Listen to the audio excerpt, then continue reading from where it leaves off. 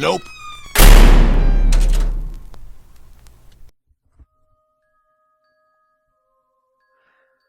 I know what you're thinking. A mythical spirit being able to tell time isn't necessarily a bad thing. I'm here to tell you, it is necessarily a bad thing. A horrible thing, in fact. Without the ability to tell time, the Wendigo would strike randomly, out of nowhere, maybe going decades or centuries without attacking. But maybe I'm being too naive. Maybe the Wendigo has made me naive, cloaking its murders in various, everyday seeming tragedies. I live out in the country, miles away from the excitement of city life, of neon sin shrouded in innocent novelty. Somehow, though, the chaos of city life found me. My father told me, as long as you stay in the house you've lived in all your life, nothing can harm you. Like a fool, I believed him. I followed in my father's footsteps, and it led me to my ruin. A kindly neighbor, Joe, moved in next door. Although next door is a bit misleading since acres separate humans from each other out here. He was younger, spry, and full of beans. He had a wife, a quiet woman named Jennifer, and one child, barely 5 months old. Despite being a good-natured fellow at heart, he seemed stressed out because the child, Desmond, kept slipping from one illness to the next. One day, things seemed especially bad. Around Thanksgiving time, if I recall. The leaves had all been sucked off the trees, and it had been raining all day. I didn't have a good feeling about that day. Something seemed off, a little too dismal. I had been thinking bad thoughts ever since the sun woke me up. The, quote, objective observer would tell you that this was because my wife expired a few months before, and that it still hadn't come out the other side yet, you know? But I know the Wendigo. Well, let's put it this way. When the Wendigo wants you to know he's coming, he'll give you clues the day before, sometimes even the week before. Anyway, I told Joe about the Wendigo. About how if you knew what you were doing, you could make the spirit give your child, or anyone, a more stable flame of life if it was sputtering for some reason. He looked at me like I was crazy or something. I knew I wasn't. Eventually, he caught on, realizing a man with such sure convictions couldn't be wrong.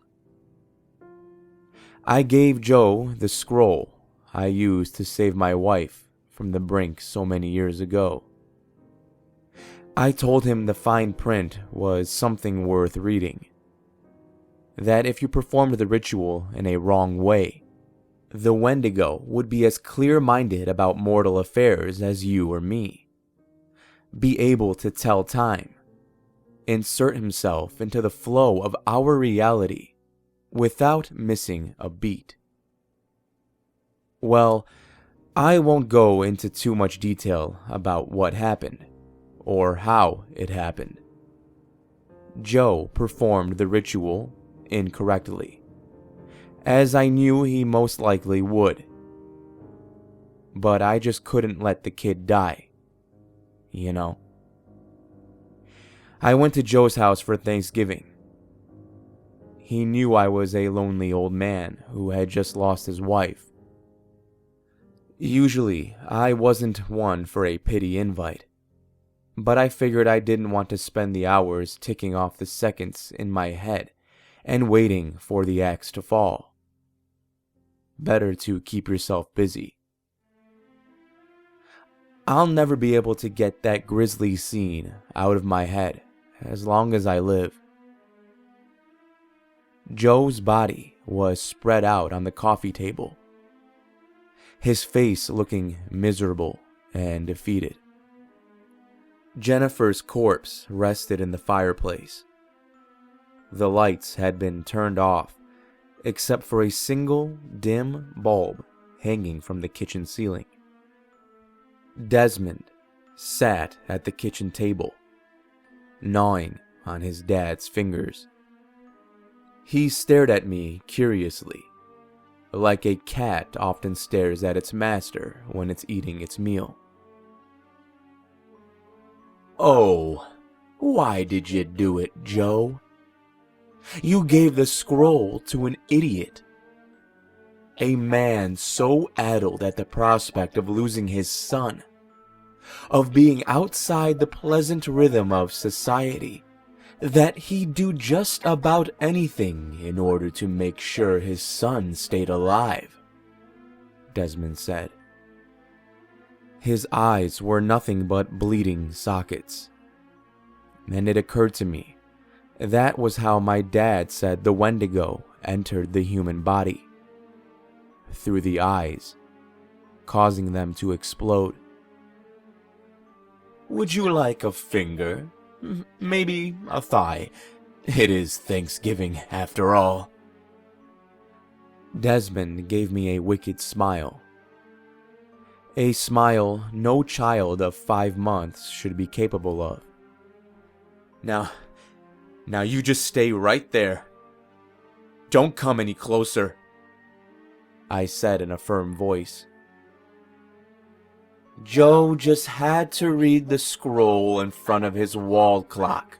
So desperate to save his son, he couldn't even read the fine print, Desmond went on. Surprisingly, Desmond didn't try to kill me that day.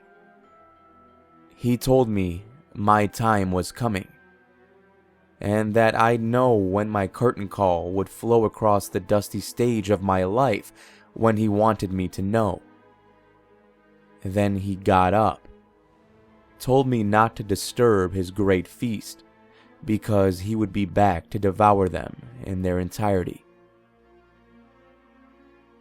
So many months have passed since then. The Wendigo devoured his victims, and it was like they never existed at all. Now I'm staring at my own wall clock, thinking every day the axe might fall. The Wendigo can tell time now, and he can confer with the Reaper, know the date and time of my death, and say, "I know this man should die via electrocution, but let me lend a helping hand." Thank you for listening. I hope you enjoyed this special Thanksgiving bonus video.